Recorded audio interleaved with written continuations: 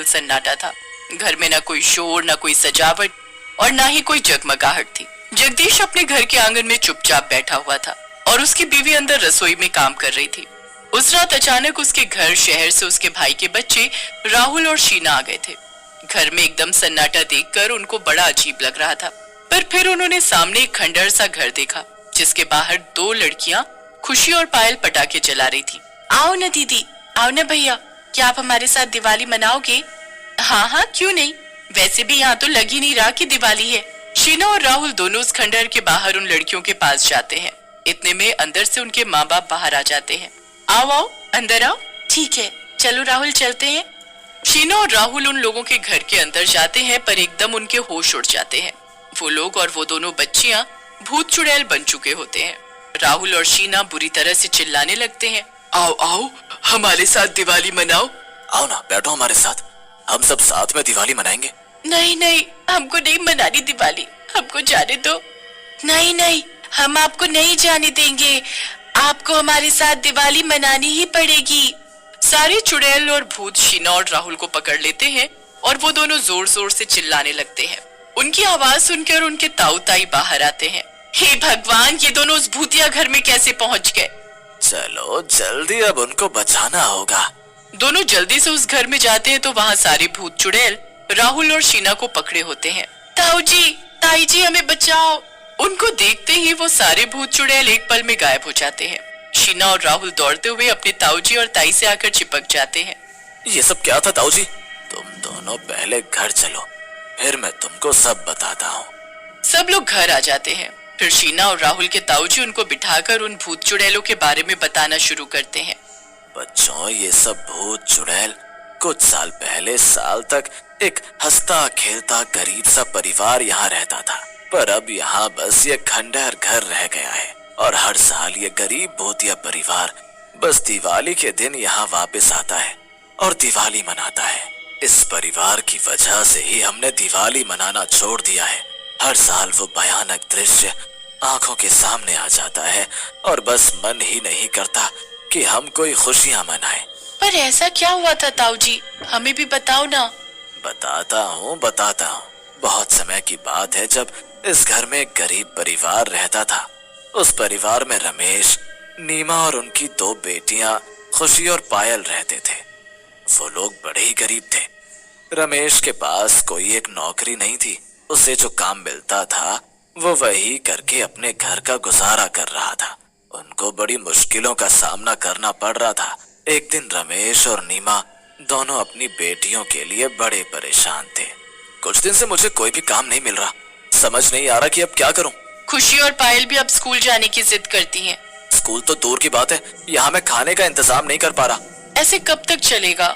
अब तो दिवाली भी आनी है, दोनों नए कपड़ों की, पटाखों की जिद करेंगी। देखता हूँ कुछ, क्या पता कल कोई काम मिल जाए। कम से कम ये दिवाली तो ठीक से मन जाएगी हमारी। पर अगले दिन रमेश काम के लिए निकल पड़ता है। सब जगह जाकर वो काम मांगता है, पर कहीं भी जगह खाली नहीं होती। बेचारा सुबह से शाम तक यहाँ से वहाँ काम के लिए भीख सी मांगता रहता है और थक कर एक जगह बैठ जाता है। कैसे पाल पाऊंगा मैं अपना परिवार? मुझे तो कोई भी काम नहीं दे रहा, क्या मुंह लेकर जाऊं मैं अब? रमेश बैठा ये सब सोच ही रहा होता है कि तभी वहाँ एक आदमी आता है। रमेश को ऐसे देख वो उससे पूछ ही लेता है, अरे भैया, इतनी रात में यहाँ क्यों बैठे हो? जी साहब, बस काम की तलाश में निकला था, पूरा दिन हो गया पर कहीं काम नहीं मिला। घर जाने की हिम्मत नहीं हो रही, इसलिए यहाँ बैठ गया। अच्छा, तो तुमको काम चाहिए? जी साहब, बहुत जरूरत है। दो छोटी बच्चियां हैं मेरी, घर में खाने को भी नहीं है। ठीक है, मेरे पास एक काम है तुम्हारे लिए। तुम कल मेरे घर आ जाना। मेरा घर यही मंदिर के पीछे वाला है, किसी से भी पूछ लेना, पवन नाम है मेरा। जी साहब, आपकी बहुत मेहरबानी। रमेश को एक उम्मीद जागती है और वो घर जाकर नीमा को बताता है। नीमा भी सुनकर बहुत खुश होती है। अब अगले ही दिन रमेश जल्दी जल्दी उठकर उस सेठ के घर पहुंच जाता है। अरे आ गए तुम, आओ आओ। जी साहब जी, देखो काम तुमको अपने घर से करना होगा। मेरा आदमी तुम्हारे घर सामान भिजवा देगा और तुमको काम भी सिखा देगा। बस फिर तुमको वैसा ही करना है। जी साहब, पर काम क्या करना है? पटाखे बनाने हैं, बहुत आसान काम है, पैसे भी अच्छे दूंगा। बस किसी को पता ना चले कि तुम काम क्या करते हो। जी साहब। आखिरकार रमेश को काम मिल जाता है और वो बड़ा ही खुश होता है। सेठ का आदमी रात के वक्त रमेश के घर बोरा भर भर कर सामान पहुंचा देता है और उसे पटाखा बनाना भी सिखा देता है। ठीक है, अब ऐसे ही तुमको पटाखे बनाकर इसी बोरे में भर देने, मैं कल आकर ले जाऊंगा। जी ठीक है। रमेश और नीमा अब दोनों ही पटाखे बनाने में लग जाते हैं। नीमा को इस बात की बड़ी खुशी होती है कि वो भी रमेश के काम में हाथ बटा पा रही होती है। दोनों मिलजुल कर अच्छे से मेहनत कर रहे होते हैं। खुशी और पायल अपने माँ बाप को काम करते देख जिद करने लगती हैं कि उन्हें भी पटाखे चाहिए। नहीं नहीं बच्चों, ये पटाखे हमारे लिए नहीं है, बाबूजी दिवाली पर तुम्हारे लिए दूसरे पटाखे ला देंगे। अभी तुम जाओ कमरे में जाकर खेलो। क्या माँ, आप हमको थोड़े से पटाखे नहीं दे सकती क्या? किसी को क्या पता चलेगा?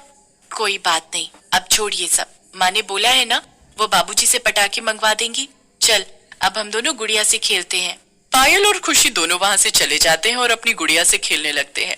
रमेश और नीमा दोनों पटाखे बनाने में लगे रहते हैं। रात को जब दोनों पटाखे बनाकर सो जाते हैं तो पायल पानी पीने के लिए उठती है। इतने सारे पटाखे तो हैं हमारे पास, फिर भी माँ मुझे इनमें से एक भी नहीं देती। एक काम करती हूँ, इनमें से थोड़े से ले लेती हूँ और कहीं छुपा देती हूँ। पायल ऐसा ही करती है, वो थोड़े पटाखे निकाल कर छुपा देती है। अब अगले दिन जब सेठ का आदमी पटाखे लेकर चला जाता है, अगले दिन पायल फिर से ऐसा ही करती है। वो फिर रात को चुपके से थोड़े से पटाखे निकाल कर छुपा देती है। अब पायल रोज रोज उन पटाखों में से थोड़े थोड़े पटाखे निकाल कर घर के कोने में छुपा देती, जिसका किसी को कुछ पता नहीं चलता। एक रात जब दोनों पटाखे बना रहे होते हैं तो अचानक लाइट चली जाती है।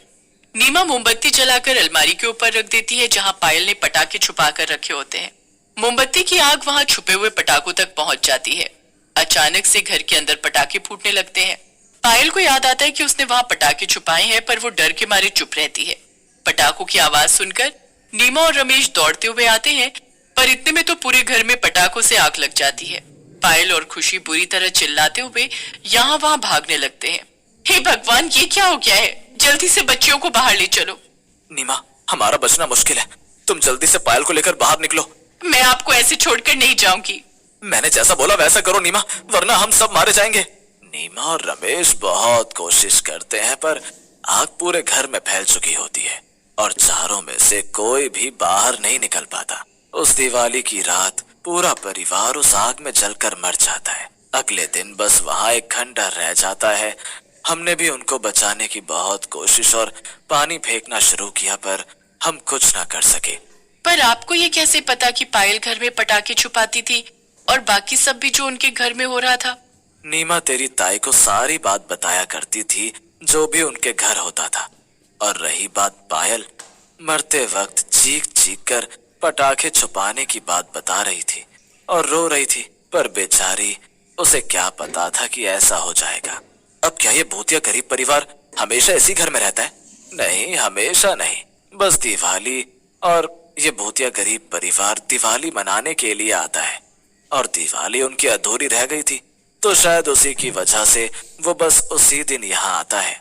पर उनकी आत्मा को शांति मिलनी जरूरी है ताऊ जी, हमें कुछ करना चाहिए।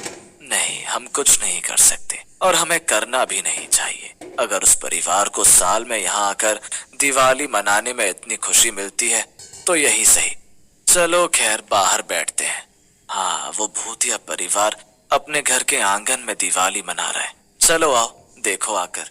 शीना, राहुल और उनके ताऊजी ताईजी बाहर आंगन में बैठते हैं और उस रात वो एक भूतिया परिवार को दिवाली मनाते देखते हैं। ऐसा उन्होंने कभी देखा तो क्या, कभी सुना भी नहीं होता, पर जो उस रात वो देखते हैं उनको जिंदगी भर याद रहता है। उनको उस परिवार के लिए बहुत बुरा लगता है, पर वो तब से हर साल उस भूतिया परिवार की दिवाली देखने आने लगते हैं।